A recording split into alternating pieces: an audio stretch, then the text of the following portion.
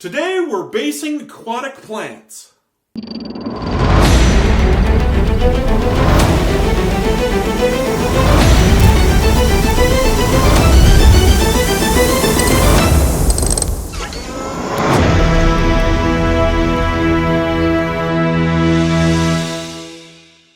Welcome to another episode of the GameSmith, and in today's episode we're going to be turning store-bought fish tank plants into awesome scatter terrain for use in your aquatic adventures.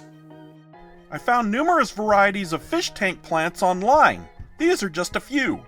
They look great and they were rather inexpensive given the number that I received. However, I don't want to use the plants as they are. If we look more closely, you can see how the plants are attached to the ceramic base. And there's a big glob of hot glue right here.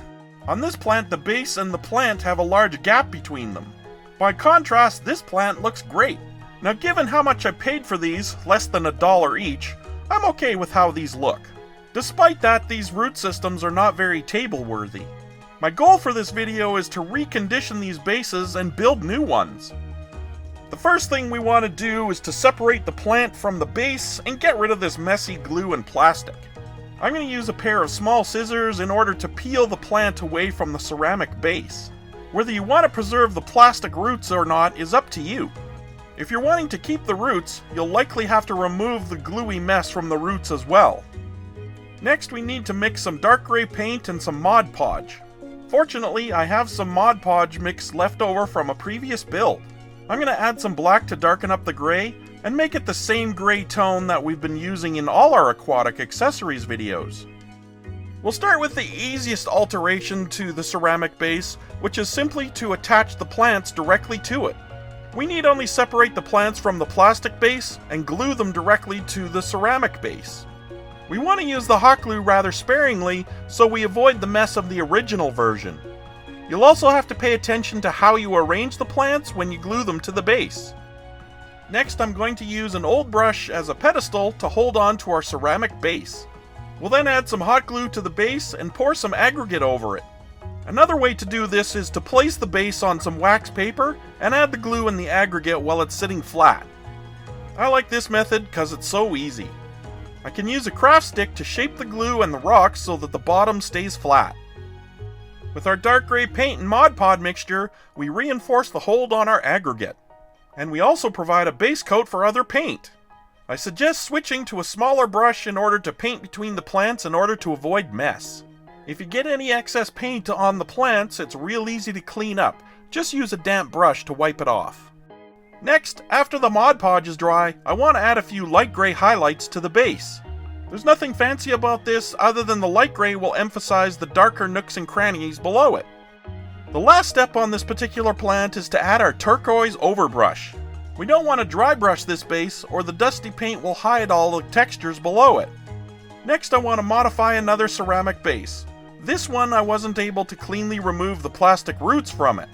I'm going to use one of the chipboard and tinfoil bases that we made in our first coral scatter terrain video. I'll put a link for that video in the top corner for you.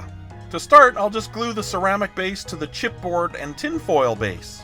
I can scoop away any of the excess hot glue with a craft stick before it cools. Next, I want to add some pasta coral to the base like we did in episode 3 of this series. I want to add enough of the pasta to showcase the base, but not enough to cover it.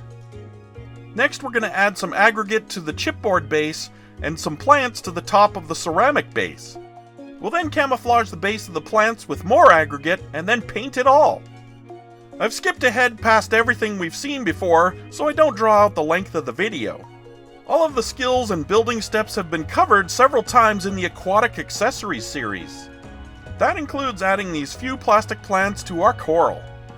Next, we'll use the same chipboard base, but rather than pasta, we'll use these plastic beads. There are a lot of organic-looking shapes that we could use. Conversely, I want to avoid these mechanical-looking beads. We simply glue them around the ceramic base in any pattern you find appealing. We then skip over all the steps we've seen before and add the final turquoise overbrush to our base. If you're painting the turquoise layer after all the other painting is done, you'll want to be careful as you paint around your plants and your coral. We can repeat the exact same process with different sized wooden beads. However, I want to make sure I don't repeat the clustering pattern that I used with the plastic beads. I also want to make sure that I'm gluing the beads at different angles. Now we can add our final details to our wooden bead coral. I wanted to use plastic plants that have some of the same colors as our coral, so our palette is somewhat unified. Now we can't ignore the crafter's best friend, XPS foam. We can use a utility cutter or box cutter in order to carve a rocky shape we can affix our plants to. There's no rhyme or reason to the way I've carved this little block other than to make sure that the bottom stays flat.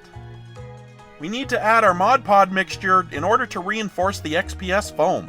You can sprinkle some decorative sand or other particulate on it in order to give it texture if you so desire. After the Mod Podge is dry, I'll put some holes in the foam and add some hot glue. I can then add the plastic plants to the foam, but I don't want to press them in too deep. Finally, I'm going to use these metal screws on the bottom of our foam base in order to weigh it down. Because of the gangly nature of the plastic plants, this build could easily tip over. A few heavy screws in the bottom will help prevent that. As I tighten up the last screw, we're done! Now I have a mini build for you, and it's not terribly complicated, but I thought it was a cool enough idea to share. To begin, I found these different types of sea animals online and at the dollar store. I thought I could use them as a type of scatter terrain rather than individual creatures. First, I have to sort out these animals and fish by type. It will also help if I sort them out by size. Now, some of these creatures are so out of scale, I'm not sure I'd want to use them.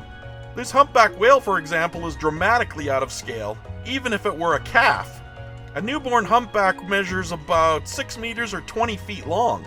Compared to this standard mini, you can see what I mean. These colorful fish are very out of scale to a medium-sized creature. However, I think I'm more forgiving of the scale difference because I'd be using them in a fantasy realm. I suppose I could use the same argument for the whale, but for some reason tiny whales just seems too far-fetched. Perhaps if I used them as some type of fey whale, I could dismiss the size difference. Next, I found these mini cordial glasses at the dollar store. Now these are glasses that we could use as a base to show different depths or altitudes. They fit a 28mm miniature on top quite easily. I use these glasses for flying characters and to show different depths for submerged characters. Now once we have our fish sorted, we're going to use a glue gun in order to attach them to our transparent pillar. Now I came up with a plan so that I wasn't using all the same color or size of fish on the same pillar. I'm alternating sizes and positions of each of the fish. I'm also making sure that all the fish are swimming in the same direction. When adding the hot glue, make sure that you use only a small amount. Since you'll be able to see the glue through the plastic on the other side of the pillar, you want to minimize the amount of glue.